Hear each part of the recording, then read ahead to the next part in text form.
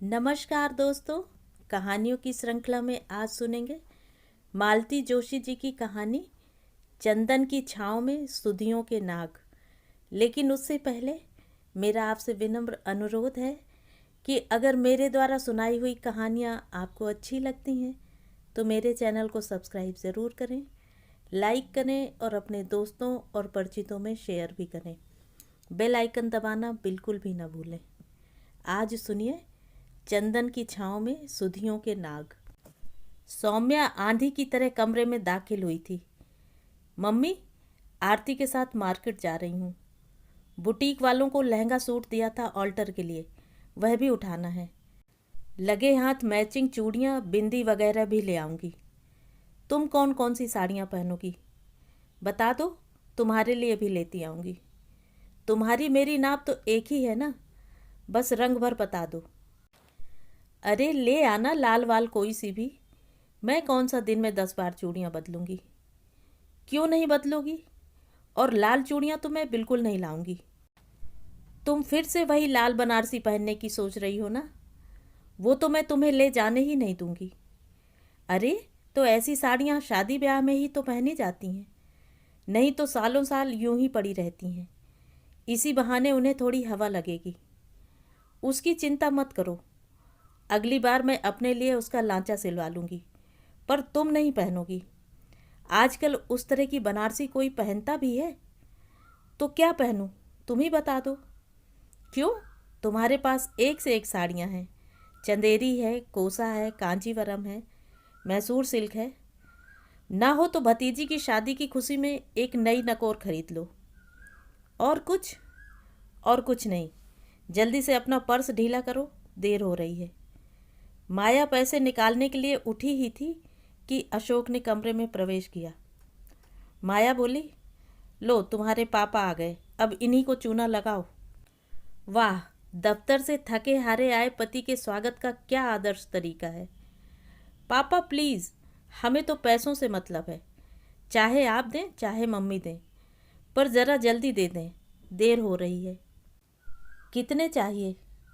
यही कोई 1000-500। बाप रे, बड़ी लंबी चौड़ी शॉपिंग का इरादा है। फिर मंजरी दीदी की शादी में जाना है, वहाँ ऐसे फटे हाल जाने से थोड़ी ही चलेगा। कुछ आपकी प्रेस्टीज का भी तो ध्यान रखना पड़ता है। मंजरी दीदी की शादी की शॉपिंग करनी है ना, तो आज रहने दो। अशोक का स्वर गंभीर था। क्या?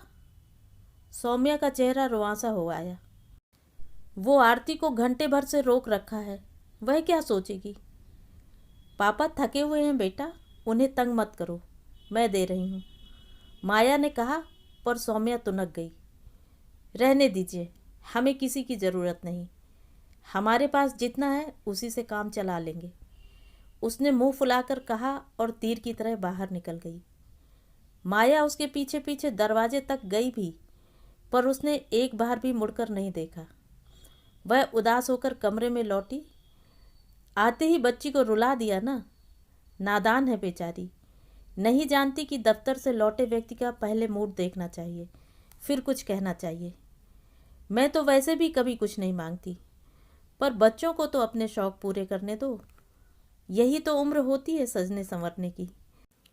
खासकर शादी ब्याह में, जब शादी ब्याह होंगे तब सज संवर लेगी, जल्दी क्या है।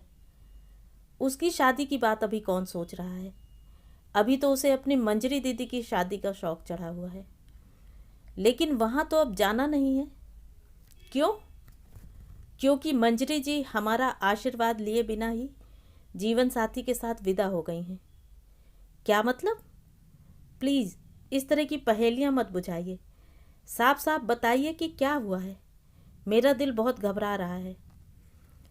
तुम्हारे बड़े भैया का फ़ोन आया था, मंजरी घर छोड़कर चली गई है, शायद अपने बॉयफ्रेंड के साथ गई है। भैया ने पुलिस में रिपोर्ट करा दी है, पर मुझे नहीं लगता उससे कुछ फ़ायदा होगा। लड़की बालिग है और जब तक ये लोग पता लगाएंगे तब तक शादी हो चुकी होगी। माया का चेहरा एकदम सफ़ेद पड़ गया, वह पाषाण मूर्तिवत जड़ हो गई। क्षण भर के लिए तो अशोक चिंतातुर हो उठे। उन्होंने कुछ कहना चाहा, पर अपने को रोक लिया। फिर वे धीरे से उठे और 2 कप चाय बना ले आए। वे लौटे तब तक माया उसी तरह निश्चल बैठी हुई थी। लो, चाय लो। माया जैसे नींद से एकदम जाग पड़ी। विस्फारित नेत्रों से कभी पति को, कभी चाय की प्याली को देखती रही। फिर अस्फुट स्वर में बोली, चाय आपने बनाई है? हाँ, मुझे तलब महसूस हो रही थी और मैं सोचता हूँ तुम्हें इस वक्त चाय की सख्त ज़रूरत है। उसकी आंखें एकदम छलछला आईं। मैं अभी आई, कहकर वह उठी और काफ़ी देर बाद नमकीन की प्लेट के साथ नमूदार हुई। नमकीन का तो खैर बहाना था, क्योंकि चाय के साथ नमकीन और बिस्कुट अशोक ले ही आए थे। यह अंतराल माया ने अपनी रुलाई रोकने के लिए किया था, या फिर खुलकर रो लेने के लिए, क्योंकि जब वह लौटी उसका चेहरा धुला धुला लग रहा था। 2 घंटे बाद सौम्या घर लौटी तो उसका सारा गुस्सा काफूर हो चुका था। वह भूल ही गई थी कि बाजार जाते समय उसका मूड कितना उखड़ा हुआ था। अपनी सारी खरीदारी की नुमाइश डाइनिंग टेबल पर लगाते हुए वह चहक रही थी, मम्मी देखो तो मैं क्या क्या लाई हूँ। और पता है मम्मी, हमें एक नई दुकान का पता चला, इतनी छोटी सी कि एकदम से नज़र ही नहीं आती। हमें बुटीक वाली आंटी ने उसका पता दिया। उस दुकान पर इतने सारे सेट्स थे, मैं हर ड्रेस के लिए एक ले आई हूँ। अब तुम प्लीज़ नाराज़ मत होना, और तुम्हारे लिए चूड़ियाँ असेंबल करके ले आई हूँ। अब तुम प्लीज़ पहन लेना, हर साड़ी के साथ यह सेट चल जाएगा, बदलने का झंझट ही नहीं रहेगा। जब उसकी अनवरत कमेंट्री का कोई माकूल जवाब नहीं आया तो सौम्या को खटका हुआ। उसने मम्मी की ओर देखा। वह निर्लिप्त भाव से सौम्या की लाई चीज़ों को देख रही थी। चेहरे पर ना खुशी थी, ना गुस्सा, और ना ही किसी तरह की उत्सुकता। उसे डर लगा। जाते समय थोड़ी बदतमीजी करके गई थी। तो क्या मम्मी इसीलिए नाराज़ हैं? उसने झट से दोनों बाहें मम्मी के गले में डाल दी। सॉरी मम्मी, उस समय ऊल जलूल कुछ कह गई थी ना मैं, पर क्या करूं, इतना गुस्सा आ रहा था। आरती को स्पेशली कॉलेज से इसीलिए पकड़ कर लाई थी। उसके सामने मेरी सोचो क्या इज्जत रह जाती। माया बेटी के भोले चेहरे को मुग्ध भाव से देखती रही। फिर प्यार से उसके गाल को थपथपा कर बोली, मैं नाराज़ नहीं हूँ रे, बस थोड़ी सी अपसेट हूँ। क्यों? मंजरी ने देखना क्या कर लिया। क्या कर लिया? सौम्या ने आशंकित स्वर में पूछा। घर छोड़कर चली गई है। ओह, सौम्या ने राहत की सांस लेते हुए कहा, तुमने तो मुझे डरा ही दिया था। इतनी देर में मैं पता नहीं क्या क्या सोच गई थी। पिछले कुछ दिनों से उनका फ़ोन भी नो रिप्लाई आ रहा था। अब समझ में आ रहा है, वे अपनी लोकेशन छुपाना चाह रही होंगी। खानदान की नाक कटवा दी लड़की ने। मम्मी, यह तो होना ही था। दीदी ने तो कहा ही था कि ये लोग अगर नहीं मानेंगे तो मैं ऐसा मज़ा चखाऊंगी कि याद रखेंगे। मैं तो पहले से ही इस खबर की प्रतीक्षा कर रही थी, पर जब कार्ड वार्ड सब छप कर आ गए तो मुझे लगा दीदी ने स्थितियों से समझौता कर लिया है। मतलब तुम्हें पता था? सबको पता था। छोटे मामा, आभा मौसी, छाया मौसी सब जानते थे। एक तुम ही पता नहीं किस दुनिया में रहती हो। माया आश्चर्य से बेटी का मुंह देखती रह गई। 2 घड़ी रात बीत चली थी, पर उसकी आंखों में नींद का नाम नहीं था। यूं तो मन उसका शाम से ही उचाट था, पर सोचने की फुर्सत नहीं थी। घर के ढेर सारे काम उसकी बाट जोह रहे थे। वह बेमन से ही सही, मशीन की तरह रोज के सारे काम निपटाती रही। अब जाकर सोचने की कुछ मोहलत मिली है। उसका मन बार बार बलरामपुर की ओर लौट रहा था। उस हाहाकार की कल्पना कर रहा था जो वहाँ मचा होगा। अच्छा हुआ जो अम्मा बाबूजी यह दिन देखने के लिए जिंदा नहीं हैं, नहीं तो शायद शर्म से मर ही जाते। नींद नहीं आ रही थी, फिर भी वह दम साधे पड़ी थी कि पति की नींद में खलल न पड़े। आधी रात के करीब वह धीरे से पानी पीने के लिए उठी। लौटकर देखा पति जाग रहे हैं और एकटक उसी की ओर देख रहे हैं। उनकी उस टकटकी से घबराकर उसने पूछ ही लिया, नींद नहीं आ रही है क्या? किसे? उन्होंने प्रति प्रश्न किया। मुझे तो खैर नहीं ही आ रही है। मंजू पर इतना गुस्सा आ रहा है कि बस। क्यों? अरे, यही सब करना था तो जरा पहले कर लेती ना। हमारा पैसा तो बर्बाद ना होता। इतनी सारी खरीदारी की, उसके लिए साड़ी ली, झुमके लिए, बच्चों के लिए कपड़े बनवाए, ऊपर से 4 लोगों के आने जाने के टिकट बनवाए। इन सब में पैसा नहीं लगता क्या? सुनो, अगर अभी टिकट वापस कर दें तो रिफंड पूरा मिलेगा ना? तुम शाम से क्या इसी बात का शोक मना रही हो? तो पैसा क्या ऊपर से बरस रहा है?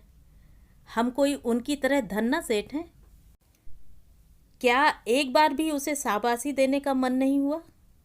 शाबाशी? वो किस लिए?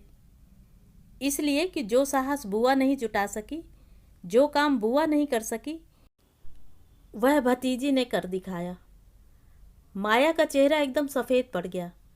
वह पत्ते की तरह कांपने लगी। यह खबर सुनने के बाद शाम को भी उसकी हालत अजीब सी हो गई थी, पर इस समय तो अशोक डर ही गए। उन्होंने उसके दोनों कंधे मजबूती से पकड़ लिए और डपट कर कहा, ये क्या पागलपन है? Steady your self. आपने इतनी बड़ी बात कैसे कह दी? उसका स्वर आक्रामक था। मैंने किसी का नाम तो नहीं लिया ना? फिर तुम इतनी अपसेट क्यों हो रही हो? माया एकदम शांत हो गई। उसका वह क्षणिक आवेश क्षण भर में ही उतर गया और वह निस्पंद होकर पति की बाहों में ही लुढ़क गई। कुछ देर कमरे में मौन छाया रहा।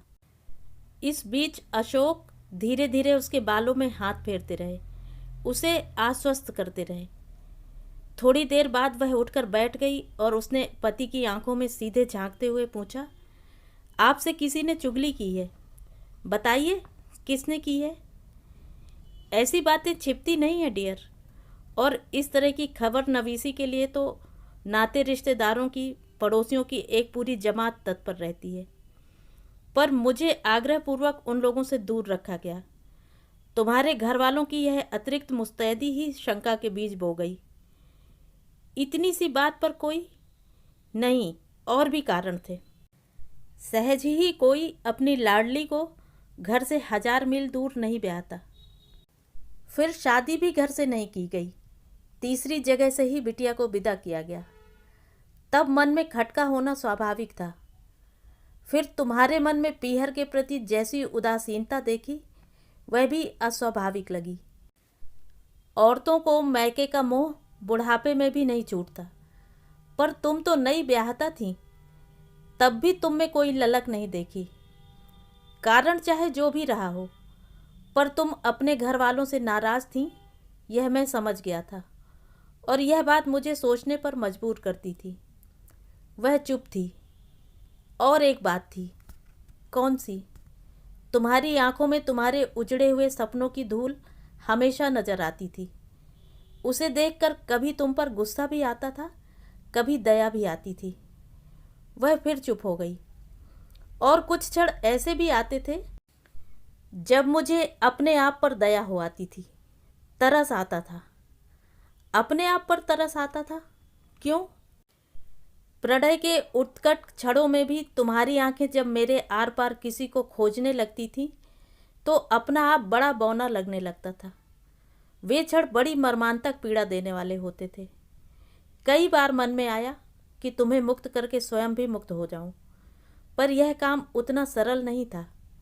कुछ मेरा अहम भी इसमें बाधक था। फिर सौम्या की आहट हुई और हमारी दुनिया ही बदल गई। सौम्या के जन्म के बाद तुम्हारे चेहरे पर परिवर्तन के ऐसे भाव दिखे कि मैं तो निहाल हो गया। शुभम के आने के बाद तो तुम गृहस्थी में ऐसे रच बस गई कि शिकायत का मौका ही नहीं मिला। सारे गिले शिकवे समाप्त हो गए। वह एकटक पति के चेहरे को विस्मय विमुग्ध होकर देखती रही।